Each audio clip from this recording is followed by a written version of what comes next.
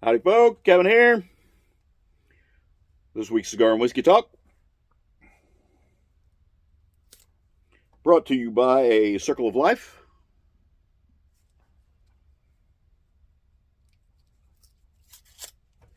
Oh my gosh.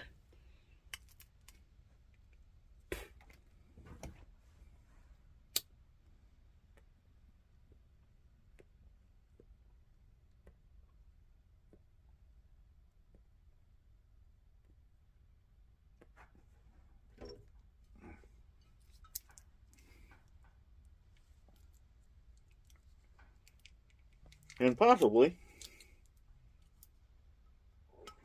let's go to Stillhouse. And some Stillhouse black bourbon.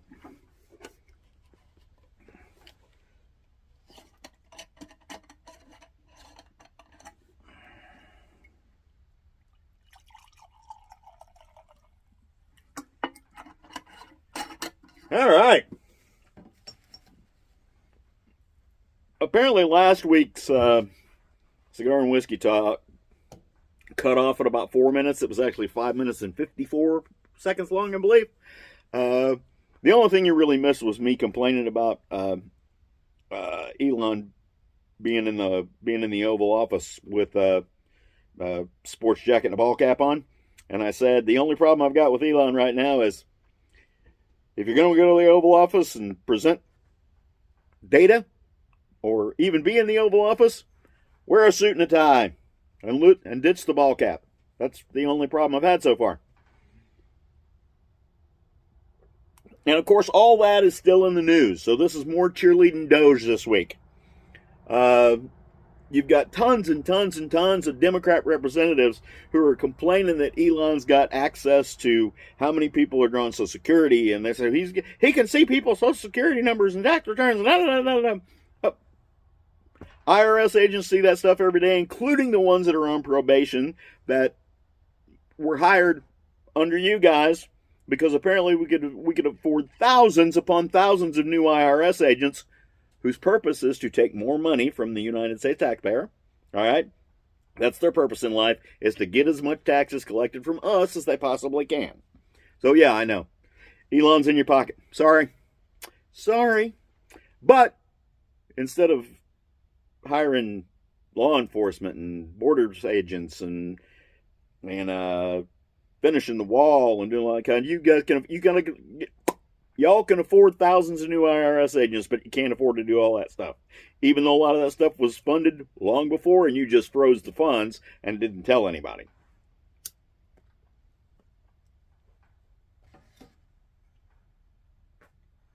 Anyhow, with that being said, what am I going to talk about this week? More DOGE stuff. All right. So here we go. Apparently an email went out to a bunch of federal employees that basically said, tell us 5 things you did last week for work. Now, some agencies took offense to that and said, don't answer this email, or pause answering the email, which I understand the chain of command. I was in the military for years. Sometimes you don't want that information going outside of your department, but you got to examine the reasons of why you don't want that information going outside your department. So you guys can wrestle with that yourself. I don't think there's any real problem with going, hey, what 5 things did you do for us for your paycheck last week? I don't have a problem with that. Now, this email supposedly ended with, if you don't answer this email, we'll just consider this your resignation. And, yeah, that's probably strong language, because it probably hurt some feelings, because about 90% of the government is unionized, so they get their butt hurt really easy. And here's what we got to understand. A lot of these people are getting fired are going to get their jobs back through union contracts and all those kind of things, no matter how useless they are. And let me give you an example of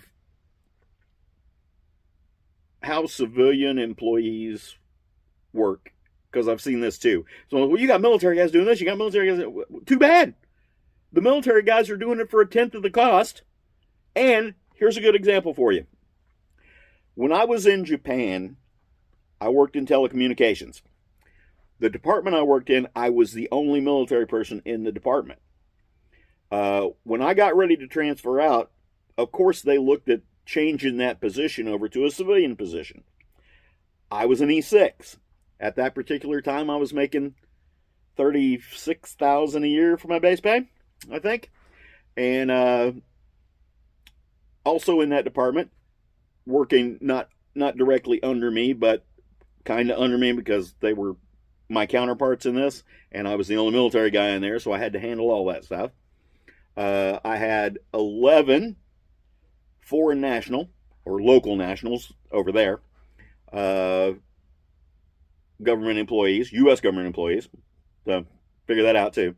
So this is something you don't take into account. How many foreign nationals are U.S. government employees or employees? Speak English, Kevin. Anyhow, I had those 11 guys working for me, doing the same job I did, except they couldn't do it all because some of it involved movement of ships and things like that, and moving and data communications and all those kind of things that went through the telecommunications network. Now, they decided that they might look at replacing my particular position with a civilian government employee, a U.S. civilian employee, and they determined that my job was a GS-11 position, and a GS-11 at that particular time was making about 3 times my $36,000. All right, and they couldn't tap the government employee to come in at 3 o'clock in the morning when a ship wanted to move from one period to another. They couldn't task that same civilian employee with doing a lot of the things that I had to do because I was the only military guy in there and the only guy with the clearance to do some of the things. So that's what they wanted to trade off from. $36,000 to 3 times that and get half the work out of it or less. So that's how the government works, just so you know. I don't have any problem with getting rid of a lot of useless government employees because let me tell you, my entire career in the military, I got to work with a lot of civilian employees, and unfortunately, there's a lot of guys that didn't do a lot for their money. That's all I'm saying. Guys and gals, we have to be equal here. So, if you had problems with last week's video, let me know, and I'll look at re-uploading it to see if I can fix whatever it was that made the YouTube gods mad.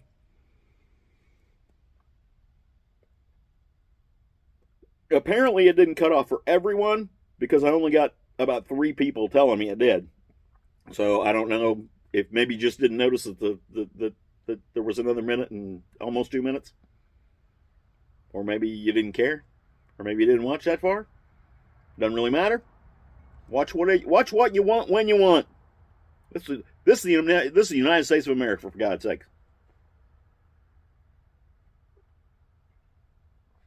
I will close with saying, go DOGE, go. By the way, I saw the new Social Security numbers. There's apparently more Social Security numbers issued and still active than there are United States citizens in the tax-paying age years, and there's at least one person on the taxpayer or on the Social Security rolls between the ages of 300 and 369, and more than 20 million over the age of 120. I think that's pretty good, since the oldest recorded person on the planet right now is only 116. Anyway, so y'all, I'd do it again, and I've done it before, so I'll do it again. This is a pretty good cigar. I think this is the first one of these I've had. So, pretty good. Maduro, as usual. Talk to y'all later. See you in the woods.